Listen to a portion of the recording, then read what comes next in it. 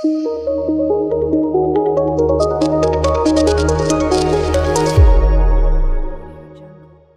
Hello students, NEET 2023 का exam जैसे ही complete हो गया, एक्सपेक्टेड कट ऑफ की एक तरह से होड़ लग गई है। हमें ये पता होना जरूरी है कि हमारा जो नंबर्स हैं, जो अभी हमारे पास प्रेडिक्टिव स्कोर हमें मालूम लग रहा है, हमारा वहां पर रैंक क्या बनने वाला है, क्या हमें सीट मिलने वाली है या नहीं मिलने वाली है। क्योंकि बहुत सारे बच्चे जब ये एग्जाम देकर आए तो देखिए उनको ये लगा कि एग्जाम का जो पैटर्न था वो थोड़ा सा चेंज मिला उनको, और दूसरी चीज उनको ये लग रही थी कि आपके पास जो लेंथी पेपर है उसकी वजह से कट ऑफ जो है वो आपके पास कम जानी चाहिए। लेकिन मैं ये बताना चाहूंगा आपको कि कट ऑफ जो है वो आपके अकॉर्डिंगली आपकी सोच पर निर्भर नहीं करती है, क्योंकि 21 लाख बच्चों ने अगर एग्जाम देना है तो बहुत सारा कंटेंट आपके पास पड़े हुए बच्चे वहां पर अपीयर होते हैं। और इसका मतलब ये भी है कि अगर आप देखेंगे तो जो कट ऑफ्स हैं एवरी ईयर कहीं ना कहीं इंक्रीज होती हैं। सिर्फ 2022 के अंदर जब आप देखेंगे तो कट ऑफ थोड़ी सी डिक्रीज हुई थी।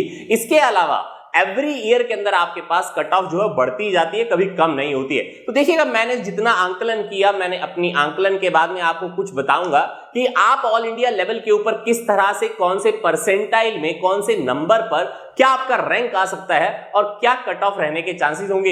इस पीछे बोर्ड के ऊपर आप उस चीजों को देख भी पाएंगे। लेकिन साथ ही साथ मैं आपको रिमाइंड कराना चाहूंगा कि आपको चैनल को सब्सक्राइब करना बिल्कुल नहीं भूलना है, क्योंकि इस तरह के और भी कंटेंट मैं आपके सामने प्रस्तुत करना अब शुरू कर चुका हूं, और आप डे बाय डे देखेंगे कि चीजों के अंदर आपको पता लगना शुरू होगा कि क्या क्या चीजें आपके लिए इंपॉर्टेंट हैं। और एक बात और ध्यान कराना चाहूंगा कि जो नीट की वर्कशॉप है 2024 के लिए और 25 के लिए हम स्पेसिफिकली आपके लिए ऑर्गेनाइज कर रहे हैं, तो देखिएगा डिस्क्रिप्शन बॉक्स में जाइएगा, वहां पर उसका लिंक मौजूद है। इसके अलावा जब आप एनसीईआरटी पढ़ते हैं तो एनसीईआरटी पढ़ते हुए उस सारी की सारी बुकलेट्स को पढ़ना बहुत ज्यादा मुश्किल हो जाता है। तो उस प्रॉब्लम को सिंप्लीफाई करने के लिए हमने एनसीईआरटी स्मार्ट बुक्स आपके लिए लॉन्च की हैं। अगर आप उनको भी देखना चाहें तो डिस्क्रिप्शन बॉक्स में आपको लिंक मिल जाएगा। इसके अलावा ध्यान करके चलिएगा, फिर से चैनल को सब्सक्राइब करना बिल्कुल नहीं भूलना है, दोस्तों का शेयर करना नहीं भूलना है। और देखिएगा, फेसबुक के ऊपर, ट्विटर के ऊपर, चाहे इंस्टाग्राम के ऊपर भी आप हमें फॉलो कर सकते हैं, तो उसके लिंक डिस्क्रिप्शन बॉक्स में आपको मिल जाएंगे, तो जरूर फॉलो कर जाइएगा। तो चलिएगा, नीट की जो कट ऑफ है उसके बारे में थोड़ी सी बातचीत करेंगे। एक बात तो हमें पहले ही मालूम है कि जो जनरल कैटेगरी के स्टूडेंट्स होते हैं, अनरिजर्व्ड कैटेगरी के स्टूडेंट होते हैं, इकोनॉमिकली वीकर सेक्शन के स्टूडेंट्स होते हैं, उनके लिए हमेशा जो आपके परसेंटाइल है 50th परसेंटाइल हमेशा आपकी कट ऑफ रहेगी। एक नॉर्मल भाषा के अंदर अगर 50 परसेंटाइल मार्क्स उनके नहीं आएंगे तो वह एलिजिबल नहीं होंगे काउंसलिंग के लिए, किसी भी सीट को पाने के लिए। उसी तरह से अगर आप देखेंगे तो अनरिजर्व्ड ईडब्ल्यूएस पीडब्ल्यू की जो कैटेगरी है वहां पर 50th परसेंटाइल आपके पास कट ऑफ रहेगा।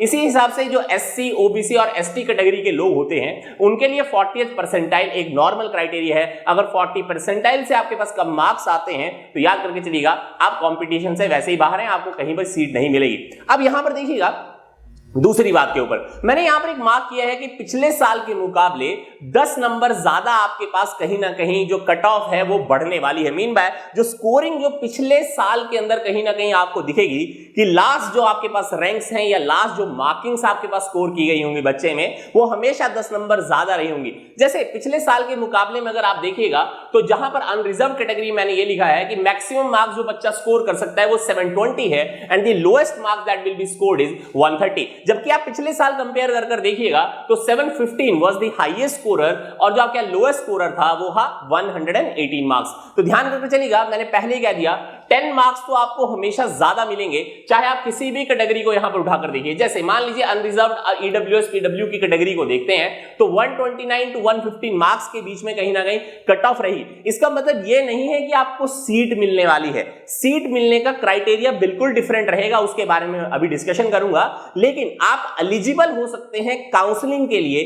किसी भी आपके पास एग्जाम को देने के बाद में आपको कहीं ना कहीं अगर एडमिशन लेनी है, मान लीजिए अगर आप डॉक्टर बनने के लिए एमबीबीएस, बीडीएस, बीएचएमएस, बीएमएस, आप इस तरह से कहीं ना कहीं आप एडमिशन लेना चाहते हैं, तो आज की डेट में नीट का जो स्कोर है आपका सोल क्राइटेरिया है, और उस सोल क्राइटेरिया के अकॉर्डिंगली अगर आपकी परसेंटाइल उस एलिजिबिलिटी में फिट होती है जहां पर आप कहीं ना कहीं एक तरह से काउंसलिंग के लिए एलिजिबिलिटी को देखते हैं तो याद करके चलिएगा, आपके लिए मिनिमल मार्क्स क्या होने चाहिए वो मैंने यहां पर आपके पास लिखे हैं, और मैक्सिमल मार्क ये मैंने इसलिए लिख कर दिया है ताकि आपको ये पता लग सके कि इसके दायरे के बीच में, रेंज के बीच में अगर आपका स्कोर होगा तो आप कहीं ना कहीं उस कट ऑफ में आ जाएंगे कि आप अगर दूसरे कॉलेजेस के लिए भी अप्लाई करना चाहते हैं तो आप अप्लाई कर सके। एमबीबीएस की सीट गारंटी नहीं है, ये मेरी बात को ध्यान रखकर चलिएगा। अब जैसे देखिएगा, शेड्यूल कास्ट हो चाहे ओबीसी हो या आपके पास शेड्यूल ट्राइब्स होते हैं, उनके लिए आपके पास यहां पर मैंने कट ऑफ मार्क्स लिखे हुए, that is 129 on the highest mark, और लोएस्ट हो सकता है 104 के ऊपर भी। अब एक बात ध्यान देकर चलना, अब इसका मतलब ये नहीं है कि 129 मार्क्स लाने वाला एससी एसटी या ओबीसी का जो कैंडिडेट होगा उसको सीट पक्के से ही मिल जाएगी, ये जरूरी नहीं है। क्यों? उसका कारण ये है कि हमने यहां पर ये मार्किंग कर रखी है कि अगर बच्चा इतना मिनिमल स्कोर करता भी है तो वो 40th परसेंटाइल से ऊपर होने वाला है। परसेंटेज वर्ड नहीं है, याद करके चलिएगा, परसेंटाइल है। मीन बाय जो आपका जो सबसे हाईएस्ट मार्क्स स्कोरर करने वाला बच्चा होगा उसको हम 100 परसेंटाइल मानेंगे, और उससे पीछे की ओर को आपके कितने बच्चे आ रहे हैं उसके हिसाब से हम डिसाइड करेंगे क्या वो 40th परसेंटाइल में है, क्या 45th परसेंटाइल में है, या 50th परसेंटाइल में। ये चीज ध्यान रखकर चलिएगा, जो आपके पास सबसे बड़ा टॉपर होगा जिसके सबसे ज्यादा मार्क्स आएंगे उसके अकॉर्डिंगली डिसाइड किया जाता है। अब देखिएगा, मैंने सारी चीज की एनालाइजेशन करने के बाद में पिछले सालों के आंकड़े भी कुछ एनालाइज किया और उसके अकॉर्डिंगली मैंने एक फ्रेमवर्क तैयार किया कि कितने मार्क्स के ऊपर किस बच्चे का क्या रैंक ऑल इंडिया में हो सकता है। तो ध्यान देकर चलिएगा, यहां पर देखें, अगर मान लीजिए अगर कोई बच्चा 650 से ज्यादा स्कोर कर रहा है, 650 से अगर ज्यादा स्कोर कर रहा है, 650 टू 720 के बीच में अगर स्कोर कर रहा होगा तो मैक्सिमली जो उसका रैंक हो सकता है वो 6000 और 10000 के बीच के कॉलम में होगा। इसका मतलब ये है कि अगर 10000 जो अगर आपके पास रैंक करने वाला बच्चा है वो भी 650 मार्क्स से ज्यादा स्कोर कर रहा हो, अगर पिछले सालों में अगर आंकड़ा उठाकर देखेंगे तो 620 प्लस जो स्कोर करने वाला बच्चा था उसके आपके पास 10000 रैंक था। थोड़ा सा यहां पर आपके पास दिखेगा कि नंबर ज्यादा यहां पर बढ़ा दिए गए हैं, क्योंकि मेरा मानना है कि पिछले सालों के कंपैरिजन में इस साल 3.5 से 4 लाख बच्चों ने ज्यादा एग्जाम दिया था, इसीलिए मैंने ये आंकड़ा यहां पर बढ़ाकर आपको दिखाया है कि 650 मार्क्स से अगर ज्यादा मार्क्स आ रहे होंगे तो ही आप 6000 टू 10000 रैंक्स के बीच में होंगे। वैसे ही आप देखेंगे अगर कोई बच्चा 610 और 650 के बीच में स्कोर कर रहा है तो उसका रैंक जो है वो 10,000 और 20,000 ऑल ओवर इंडिया के अंदर आपको देखने को मिल सकता है। अब यहां पर एक कंफ्यूजन की स्टेट ये भी हो सकती है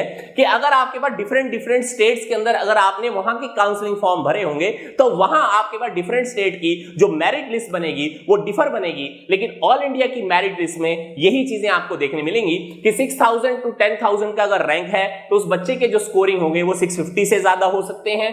10,000 टू 20,000 के बीच अगर रैंक है तो वो बच्चा 610 और 650 के बीच में मार्क्स स्कोर कर रहा होगा। उसी तरह से अगर कोई बच्चा 580 और 610 के बीच में कहीं ना कहीं स्कोरिंग कर रहा है तो याद करके चलिएगा 20,000 टू 40,000 के बीच में उसका रैंक रहेगा। इसका मतलब यह है कि इन बच्चों की सीट पूरी तरह से कंफर्म है कि उनको एमबीबीएस की सीट मिलेगी ही मिलेगी। अदरवाइज क्राइटेरिया अगर आपके पास इसके अबव जाना शुरू हो जाएगा और ऑल ओवर इंडिया से अगर आप सीट लेना चाहते हैं तो दिक्कतें आपके साथ हो सकती हैं। लेकिन मान लीजिए अगर आपके पास कहीं ना कहीं आप शेड्यूल कास्ट में है, ओबीसी के अंदर है, एसटी के अंदर है, फिजिकली हैंडीकैप है, या आपके पास कहीं ना कहीं अदर कोटाज आपके पास डिफरेंट स्टेट में है, तो वहां पर आपके लोअर मार्क्स भी आपकी उस कैपेबिलिटी के अंदर आपके पास फिट हो जाएंगे कि आपको वो सीट मिल पाएगी। पर अगर आपको ऑल ओवर इंडिया से as an general quota candidate, unreserved candidate अगर सीट लेनी है तो आप अगर इसके बीच में नहीं है तो आप कंपटीशन से वैसे ही बाहर हो जाएंगे।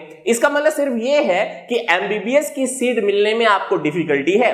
अगर आप ये चाहते हैं कि अगर आप बीडीएस में एडमिशन लेना चाहते हैं तो वहां के लिए डिफिकल्टी नहीं है। मेरा मानना है अगर ऑल ओवर इंडिया रैंक किसी का अगर आपके पास में 2 लाख भी होता है तो भी आपके पास कहीं ना कहीं उसका एक तरह से मान के चलिए कि वो उस कंपटीशन के अंदर अभी भी बना हुआ है कि उसको वो सीट ऑल ओवर इंडिया से ही मिल जाती है। क्योंकि देखिए आज की डेट में बच्चा जो है वो मैक्सिमली जब प्रिपेयर करता है तो ये चाहता है बस एमबीबीएस में एडमिशन लेनी है, ना मुझे बीडीएस जाना है, ना मुझे बीएमएस जाना है, ना बीएचएमएस जाना है, ना वेटनरी करनी है, कुछ नहीं करना है। सिर्फ एक उसका सोल गोल होती है कि मुझे एमबीबीएस ही करनी है, मुझे वो एमबीबीएस वाला ही डॉक्टर बनना है, मुझे वो डेंटिस्ट नहीं बनना है, मुझे आयुर्वेदिक सर्जन नहीं बनना है, मुझे होम्योपैथिक में नहीं जाना है, मुझे वो जानवरों का डॉक्टर नहीं बनना है, दैट इज वेटनरी में नहीं जाना है, तो याद करके चलिएगा। इसके अलावा भी डिफरेंट फील्ड में एडमिशन लेने के लिए आपके पास नीट के जो स्कोरिंग्स है वो इंपॉर्टेंट है, चाहे वो हॉर्टिकल्चर हो चाहे वो एग्रीकल्चर हो। अभी भी कुछ स्टेट्स अपना एग्जाम खुद से कंडक्ट करा रही हैं, लेकिन मैक्सिमम अगर ऑल इंडिया अगर आप देखेंगे तो 90% जो स्टेट्स हैं जो आपके पास अभी एग्जाम कंडक्ट नहीं करा रही अपना,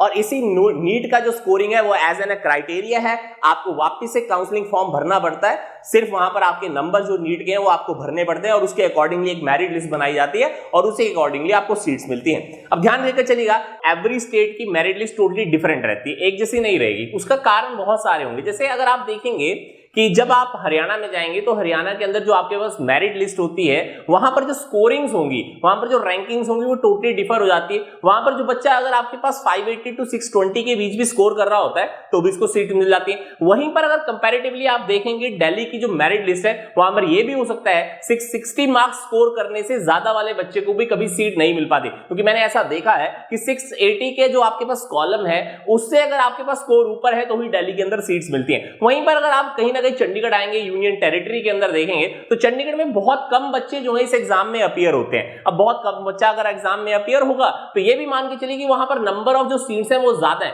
तो मेरा मानना है कि 4 से 5,000 बच्चा वहां पर आपके पास एग्जामिनेशन देता है, इससे भी कम हो सकता है ये आंकड़ा, लेकिन नंबर ऑफ सीट जो है उसके कंपैरेटिवली ज्यादा है। तो मैंने वहां पर देखा है कि 550 से लेकर अगर आप 610 के बीच भी स्कोर करते हैं तो आपको सीट मिलने के चांस भी होते हैं। इवन अगर आप हिमाचल प्रदेश में जाएंगे तो हिमाचल प्रदेश के अंदर जो मेरिट लिस्ट जनरल कोटा की मैंने बहुत कॉमनली देखी है, अगर आप 520 के अबव अगर स्कोर कर रहे होंगे तो आपके एमबीबीएस में जाने के चांसेस बढ़ जाते हैं as an general quota candidate. और वहीं पर अगर मैं एससी एसटी या ओबीसी की बात करूं तो ये आंकड़ा आपके पास 400 मार्क्स तक भी जा सकता है। इसका मतलब ये हुआ कि एवरी स्टेट के अंदर आपको कहीं ना कहीं चांसेस आपके ज्यादा होते हैं as comparison to all over India से सीट मिलने के। अब ध्यान देकर चलना कि एवरी ईयर हमेशा जो है वो मेरिट लिस्ट में नंबर बढ़ते हुए जाएंगे। उसका कारण ये है नंबर ऑफ कैंडिडेट जो आपके पास एग्जाम में अपीयर होते हैं वो हमेशा बढ़ रहे हैं, कमी नहीं हो रही है। और देखिएगा यहां पर एक इंपॉर्टेंट चीज आपको नोट कर चलनी है कि एवरी पर्टिकुलर इंस्टीट्यूट आपको एजुकेशन देता है, लर्निंग के ऊपर वो आपके पास काम नहीं करते हैं। होता क्या है,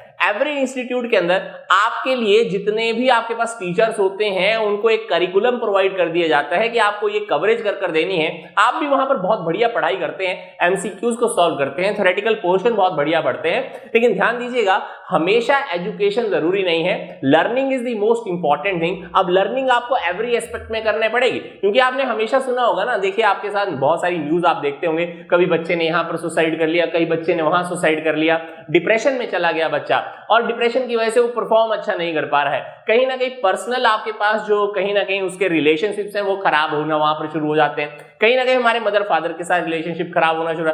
देखिएगा मैं एवरी संडे एक मास्टर क्लास वहां पर लेता हूं इसी पर्टिकुलर चैनल के ऊपर, आपको उसके लिंक्स कहीं ना कहीं डिस्क्रिप्शन के अंदर मिल जाएंगे, आप उनको क्लिक करिएगा। उसके लिए आपको ज्वाइन करना तो आप ज्वाइन कर सकते हैं। मैं वह स्पेसिफिक आपको चीजें बताता हूं, आपका माइंडसेट किस तरह से प्रिपेयर होना चाहिए कि आप नीट 2024 और नीट 2025 के अंदर बहुत बढ़िया तैयारी कर सकें। क्योंकि देखिएगा हमेशा तैयारी किताबों से नहीं की जाती है, बहुत सारी तैयारी आपके पास ब्रेन से होगी। तो मैं आपको वो चीजें बताऊंगा कि किस तरह से आपको पूरे साल के अंदर अपने करिकुलम को किस तरह से डिवाइड करना चाहिए, किस तरह से आप मेंटली अपने फ्रेम्स के अंदर उन चीजों को लेकर आएंगे कि आप बायोलॉजी में 360/360 स्कोर कर पाए या आप ओवरऑल 720/720 स्कोर पाए। क्यों, आप खुद ब खुद सोचिए कि उन बड़े बड़े इंस्टीट्यूट की उन आपके पास टॉपर बैचेस के अंदर ऐसा क्या होता होगा कि वहीं से हमेशा रैंक 1 से लेकर रैंक 100 होते हैं। और एवरी इंस्टीट्यूट जो आपके पास कहीं ना कहीं टॉपर बैचेस बनाता है उनको पहले से ही अंदाजा होता है कि ये बच्चा जो है उन टॉप रैंक्स में आएगा ही आएगा। आप वो बच्चे क्यों नहीं हो पाते हैं? आपके अंदर क्या कोई कमी है? क्या आपके माँ बाप के अंदर कोई कमी है? क्या हमारे सराउंडिंग्स के अंदर कोई कमी है? क्या हमारे स्टडी मटेरियल्स में कोई कमी है? ऐसा बिल्कुल नहीं होता है। उसका कारण सबसे बड़ा है ये है कि बच्चे का माइंडसेट या उसकी लर्निंग इतनी बढ़िया कराई जाती है, उसको एजुकेशनिस्ट नहीं बनाना है उन्होंने उस बच्चे के माइंड के मैक्सिमम स्किल्स की यूटिलाइजेशन करनी है, मैक्सिमम उसके इंटेलिजेंट क्वेश्चंस को यूटिलाइज करना है, तो उसको मालूम है कि बच्चे को शुरुआत से लेकर आखिर तक क्या ट्रेन करना है। वो एजुकेशन के ऊपर बाद में बात करते हैं, हमें सर्कमस्टांसेस को फेस करने के बारे में बात करनी चाहिए। दूसरी बात, उन्हीं टॉपर बैचेस के अंदर कुछ स्पेसिफिक टीचर्स लगाए जाते हैं जो एज एन मेंटर भी बिहेव करते हैं। मेंटर्स का मतलब ये होता है कि वो आपके किसी ना किसी नेगेटिव बिहेवियर को भी नोट कर रहे होंगे, आपके पॉजिटिव बिहेवियर्स को भी नोट कर रहे होंगे। अगर आप चीजों को नहीं कर पा रहे हैं तो वो साथ में बैठकर आपको ये भी बताएंगे कि इन चीजों को किस तरह से रिजॉल्व किया जाएगा, किस तरह से आप एमसीक्यूज के पैटर्न्स को समझेंगे, किस तरह से आप थ्योरेटिकल स्किल्स को बेटर कर सकते हैं, किस तरह से आप कहीं ना कहीं जो थ्योरेटिकल मटेरियल आपके पास अवेलेबल है उससे मैक्सिमम एडवांटेज उठा सकते हैं, डायग्राम्स को समझने के तरीके क्या क्या हो सकते हैं। इवन दो कि आपको यहां तक ये चीज बता दी जाती है कि इस पर्टिकुलर टॉपिक से इतनी ही तरह के क्वेश्चन बन सकते हैं। तो सोच लीजिए कि टॉपर बैचेस के साथ में ये चीजें होती हैं, इसीलिए वो टॉपर बन पाते हैं। क्या आपके साथ वो सारी चीजें होती हैं? तो मेरा मानना है कि 99.99% बच्चे जो बहुत बढ़िया स्कोर नहीं कर पाते हैं कभी भी, ना वो आपके पास 100% किसी पर्टिकुलर सब्जेक्ट में स्कोर करते हैं, उसका मेन कारण यही रहता है कि पीछे की मेंटरशिप कम है। इसी के लिए मैंने स्पेसिफिकली मास्टर क्लास आपके लिए डिजाइन की, जहां मैं आपको यह जरूर बताऊंगा कि आपकी मेंटल एबिलिटी को आप मैक्सिमली किस तरह से यूटिलाइज कर पाएंगे कि आप ही वो बच्चे होंगे जो नीट के अंदर 360/360 स्कोर करेंगे बायोलॉजी में, या ओवरऑल 720/720। तो आप भी उन बच्चों के अंदर आ सकते हैं जो टॉप 100 रैंक स्कोर करते हैं। सिर्फ आपको अपनी मेंटल कैपेबिलिटी की मैक्सिमम यूटिलाइजेशन करनी है। इसके अलावा एक मैं आपको और बात बताना चाहूंगा, एवरी इंस्टीट्यूट आपको एनसीईआरटी फोकस करने को बोलता है। तो अगर आपके पास 21 लाख बच्चे एनसीईआरटी की ही पढ़ाई करते हैं और एनसीईआरटी का रट्टा मारते हैं, जिसको हम मान के चल रहे हैं कि वही हमारी गीता है, वही कुरान है, वही बाइबल है, सब बच्चे उसी पर्टिकुलर बुक को फॉलो करते हैं, लेकिन क्यों कुछ ही बच्चे आपके पास एमबीबीएस में एडमिशन लेते हैं? उसके कारण आपको समझने पड़ेंगे। जरूरी नहीं है कि सब कुछ पढ़ाई करने पर भी आपको चीजें समझ आ जाएं।